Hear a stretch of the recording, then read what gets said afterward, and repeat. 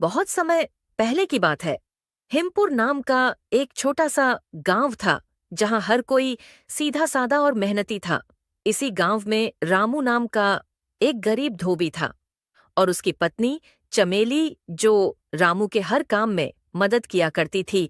वो दोनों इतना मेहनत करते थे अच्छे जिंदगी के लिए, फिर भी इन दोनों से कुछ न कुछ गलतियां हो जाती थी।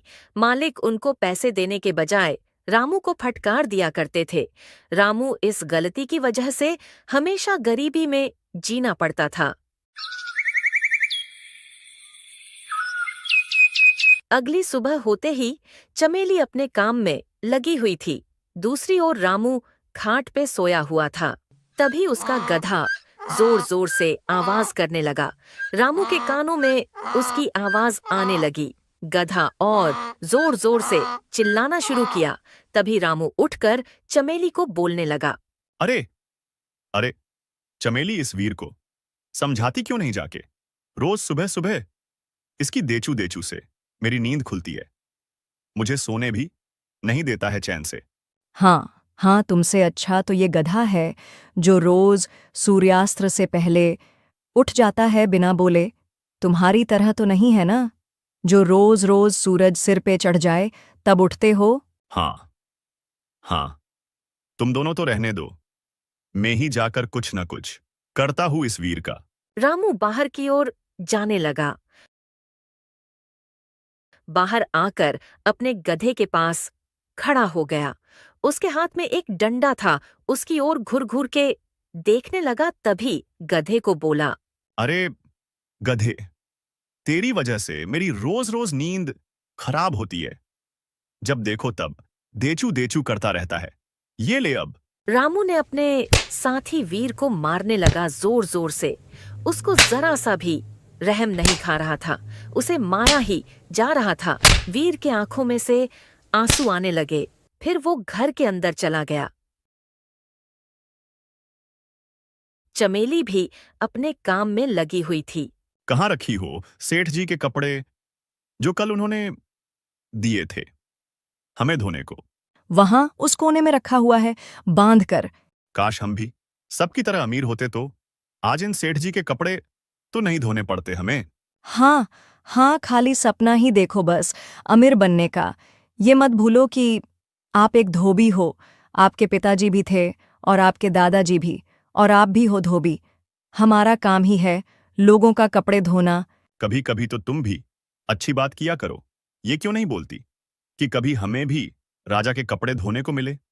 उस दिन से हमारा जीवन बदल ही जाएगा और हमें ढेर सारे इनाम भी मिलेंगे।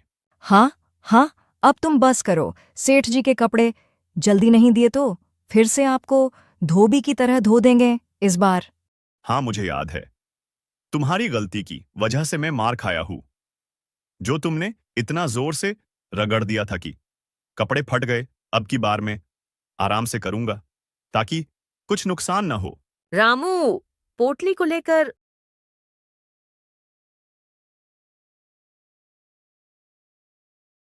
बाहर की ओर जाने लगा। चमेली भी साथ में जाने लगी। दोनों बाहर आकर अपने वफादार साथी वीर पे पोटली रखकर नदी की ओर जाने लगे।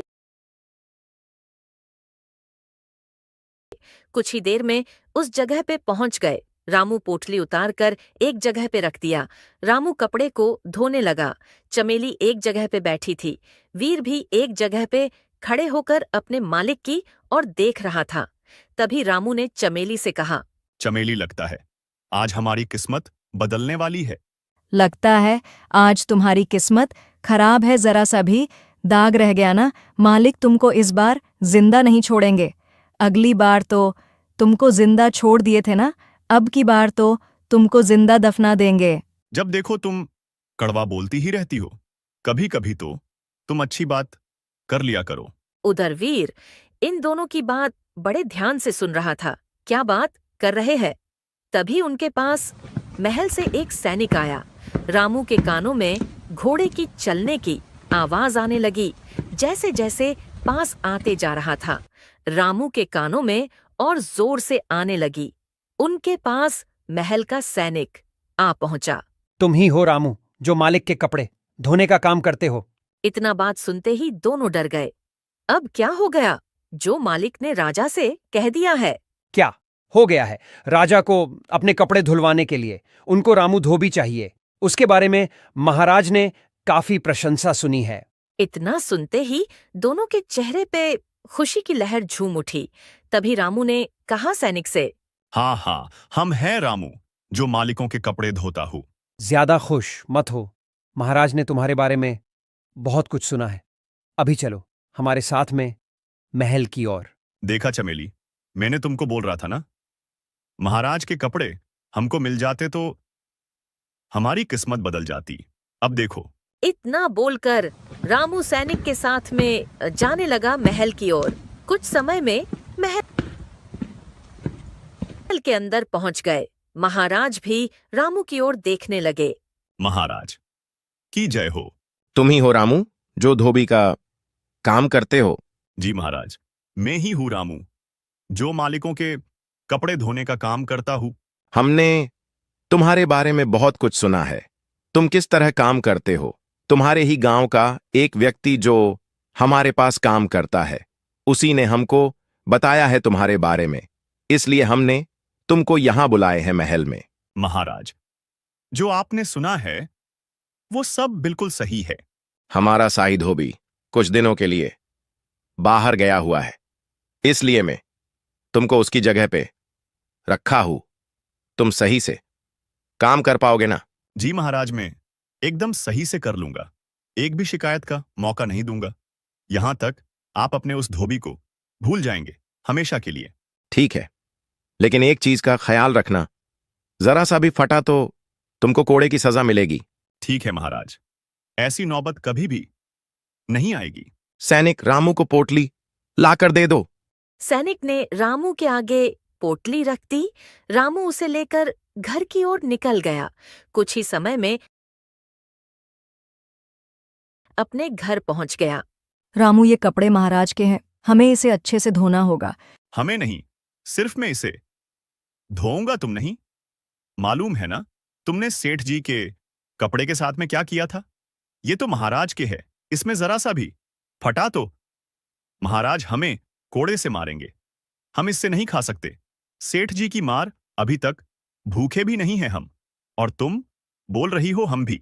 चमेली को बुरा लगा रामू की बातों पर।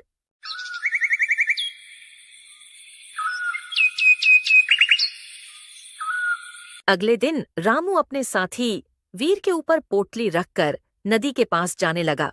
रामू आज खुशी मन से जा रहा था, क्योंकि उसे आज राजा के कपड़े धोने का सौभाग्य मिला।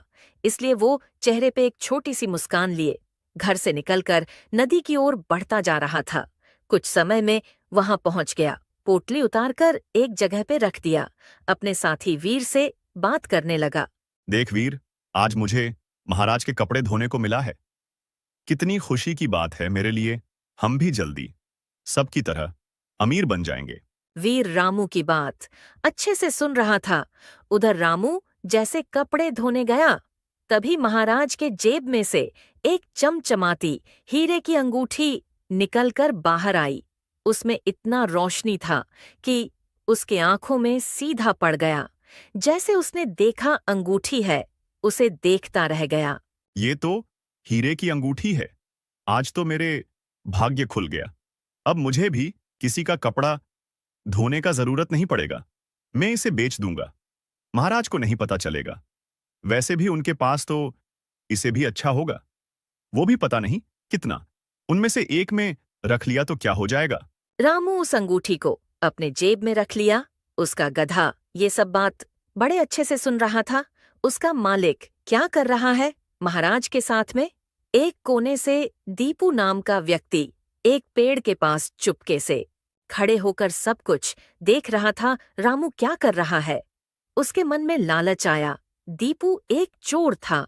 गांव वाले की नजर में वो एक शरीफ और व्यापारी आदमी था, जो गांव में घूम घूम कर कपड़े बेचने का काम किया करता था। रामू तो बड़ा खुश हो रहा है। चलो इसकी खुशी में थोड़ा सा भंग कर देता हूं। आज रात को मैं इस अंगूठी को चुरा लूंगा। सारा इंजाम इस रामू पे आ जाएगा। रामू का गधा उसके सामने आकर खड़ा हो गया। उसे देखकर दीपू डर गया कुछ देर के लिए। अरे, ये गधा यहाँ कहाँ से आ गया? ये तो गधा है, मुझे इसे क्यों डरना चाहिए? वैसे भी ये तो कुछ नहीं कर सकता है। तभी वीर जोर जोर से चिल्लाना चालू किया। ये तो जोर जोर से चिल्ला रहा है। कहीं रामू मुझे देख लिया तो कहीं मैं पकड़ा ना जाऊं। मैं जल्दी से यहाँ से भाग जाता हूँ। दीपू जल्दी से वहां से भाग गया गांव की ओर। रामू भी कपड़े धो लिया और अपने गधे के ऊपर रखकर घर की ओर चल पड़ा। कुछ देर में घर पहुंचकर चमेली को अंगूठी दिखाने लगा। ये देखो चमेली, हमें महाराज के कपड़े में से क्या मिला है? चमेली उसे देखती रह गई, हीरे की अंगूठी को। उसकी नजर हट ही नहीं रही थी उस अंगूठी से। अब मैं इसे बेच के आराम से जीवन जी सकूंगा। लेकिन ये अंगूठी तो महाराज का है ना। उनको कहाँ पता चल जाएगा? ये अंगूठी हमारे पास है। पता नहीं उनके पास ऐसे कितने सारे होंगे। एक आंख हम रख लिए तो क्या हो जाएगा? इसकी चमक कितनी है, लगता है बहुत कीमती होगा। ऐसे थोड़ी ना राजा महाराजा पहनते हैं। ये एक हीरे की है, बहुत कीमती भी है। तुम इसे अलमारी में रख दो, मैं इसे कल ले जाकर जौहरी के पास बेच दूंगा। चमेली उस अंगूठी को उठाकर अलमारी में रख दी।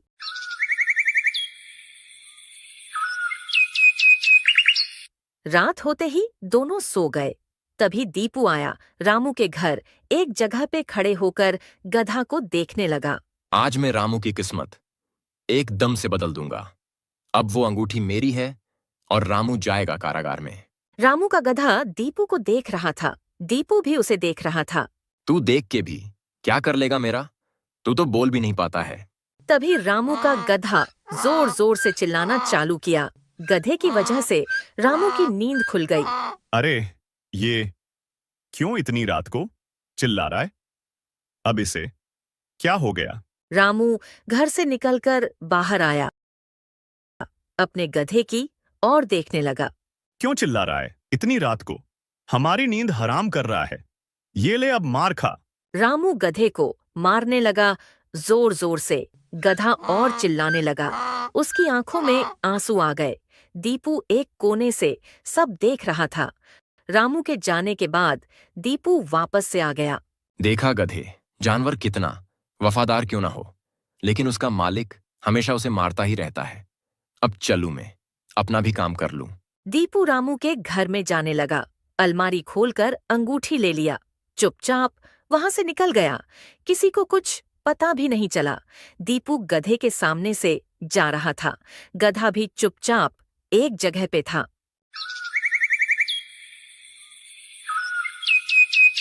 सुबह होते ही रामू उठकर चमेली को बोला। चमेली उठ जाओ, सुबह हो चुकी है। जाकर लावो अंगूठी, मैं उसे बेच कर आता हूँ। चमेली उठकर अलमारी की ओर चली गई।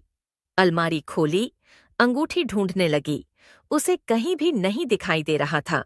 रामू, अंगूठी कहीं भी नहीं दिखाई दे रहा है। पता नहीं कहाँ चला गया। पता नहीं कहाँ चला गया। कल तो तुमने ही उसे अलमारी में रखा था, फिर कहाँ चला गया? हाँ, मैं तो कल आपके सामने यहीं पे रखी थी। अभी यहाँ है ही नहीं। ये देखो पैरों के निशान। कहीं हमारे घर में चोरी तो नहीं हो गया ना? हमारे घर में चोर आया और हमें पता भी नहीं चला।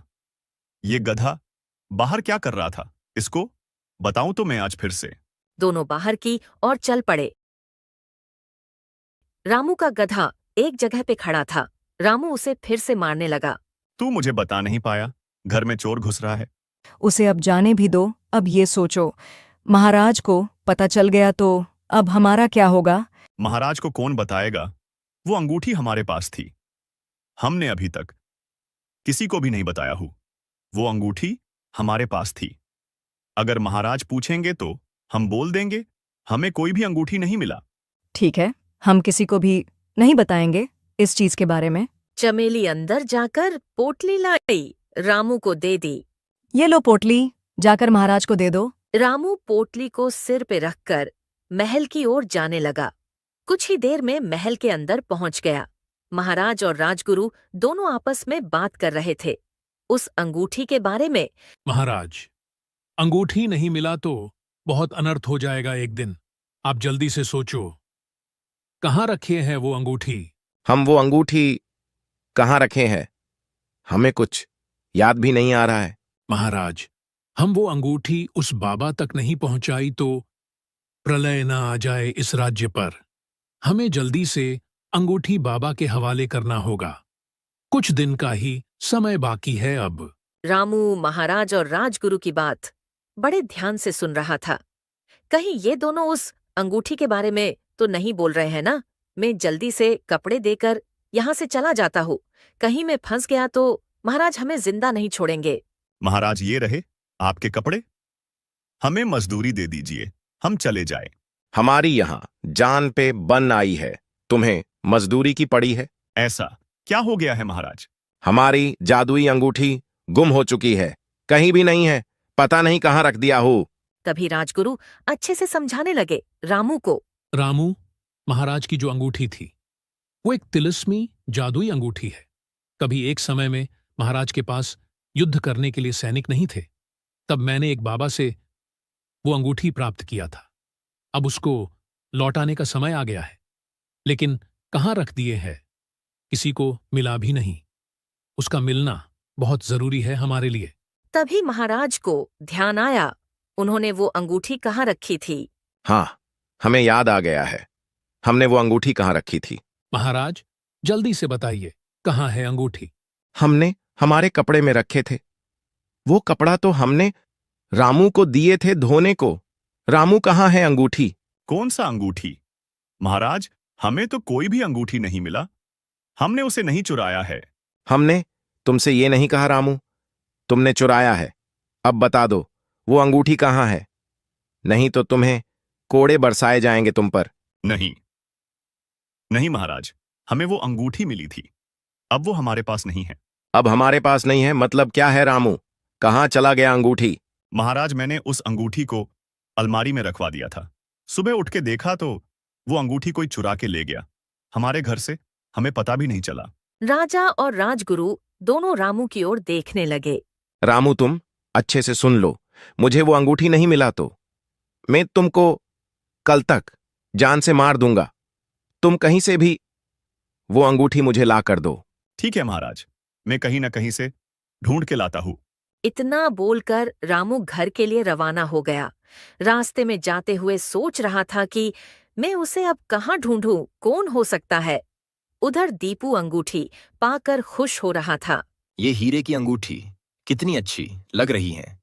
इसे बेच के मुझे अच्छा पैसे मिलेगा। एकदम चमचमाती हुई दिख रही है। अब तो महाराज रामू को नहीं छोड़ेंगे। चला जाता हूँ जौहरी के पास बेचने को। दीपू घर से निकलकर जौहरी के पास जाने लगा। उसके पीछे रामू का गधा भी जाने लगा। दीपू को थोड़ा सा भी भनक नहीं पड़ा। दीपू जल्दी जल्दी जौहरी के पास पहुंच गया। जौहरी भी उसे देखकर खुश हो गया। आवो आवो दीपू भाई, बड़े दिनों बाद आए हो हमारे पास। कुछ काम है क्या हमसे? नहीं धनी भाई, मुझे तो आप जानते ही हो, व्यापारी आदमी कहाँ एक जगह पे रहता है, कभी यहां तो कभी कहीं और। मैं इस अंगूठी को बेचने को आया हूं। दीपू ने धनी को अंगूठी दिखाई। वो भी उसे देखते रह गया। इसके पास हीरे की अंगूठी कहाँ से आई? मुझे इसे क्या करना है? मुझे तो इसे लेने से मतलब है। देख लो धनी भाई, ये कोई आम हीरा नहीं है, बहुत कीमती है। और इसके चमक तो देखो। हाँ हाँ, देख रहा हूं मैं भी। दीपू भाई, ये लो आपके पैसे, जो इसके मूल्य है। दीपू पैसों की पोटली ले लिया, उसे लेकर घर की ओर चला गया। कभी कभी मुझे लगता है कि दीपू कोई व्यापारी नहीं है। फिर ये कहां से इतने महंगे महंगे जेवर और आभूषण लेकर आता है? मैं इसे कितना भी दे दूं, इसे लेकर चुपचाप चला जाता है। अब मैं इसे अच्छे दाम में बेचूंगा। मुझे तो 30 पोटली आराम से मिल ही जाएगा।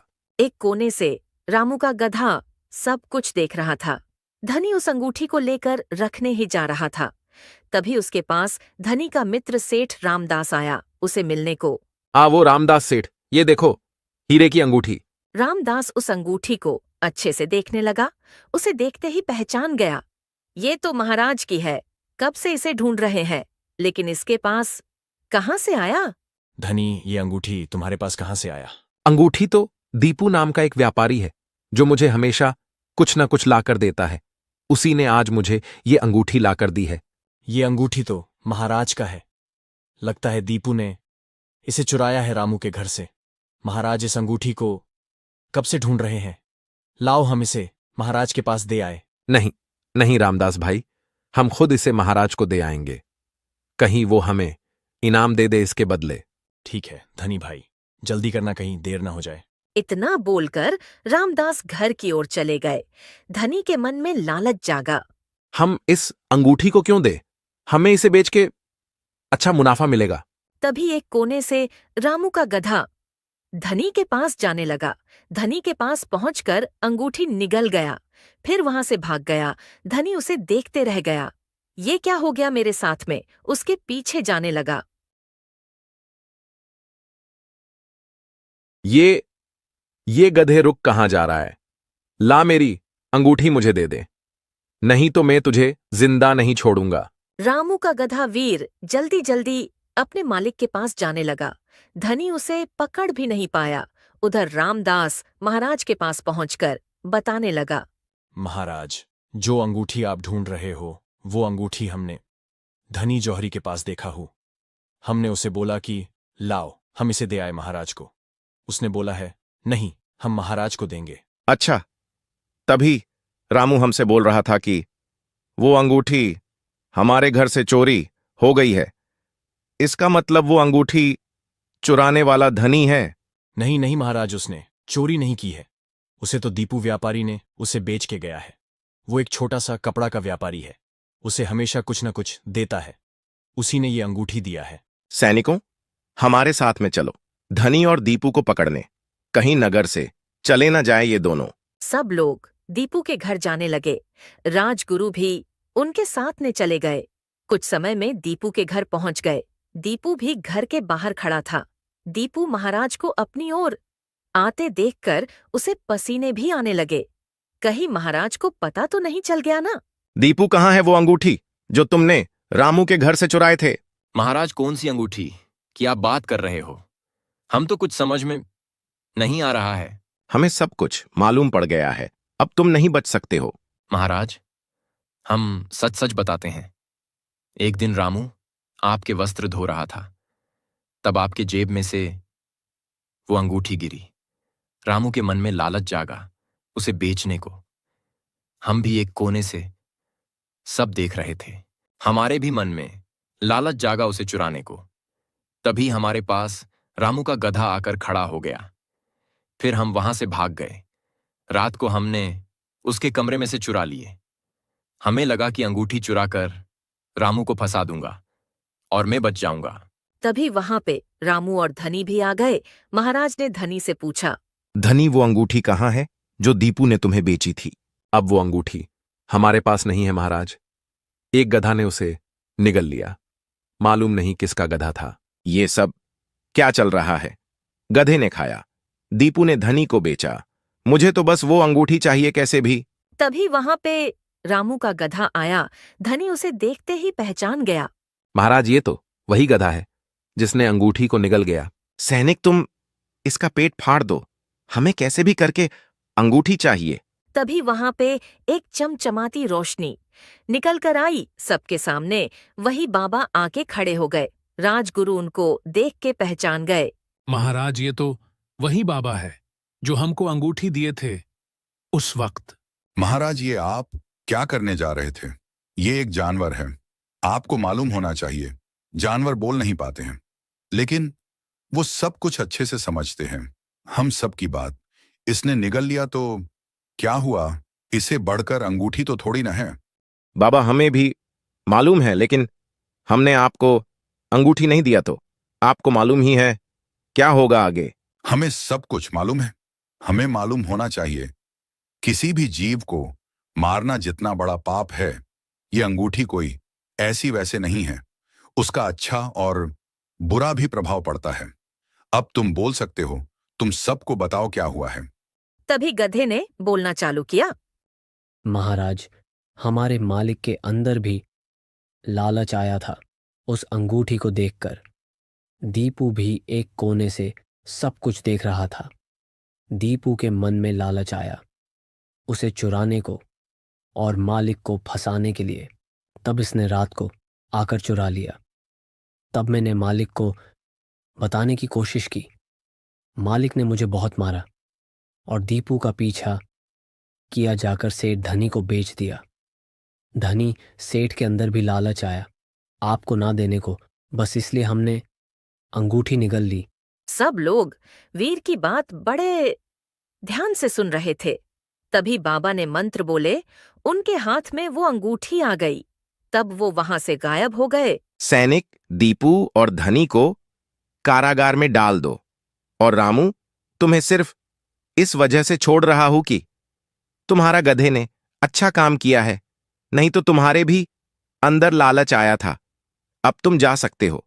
ठीक है महाराज। वीर, मुझे माफ कर देना। आज से मैं तुझे कभी भी नहीं मारूंगा। तू तो मेरा असली साथी है।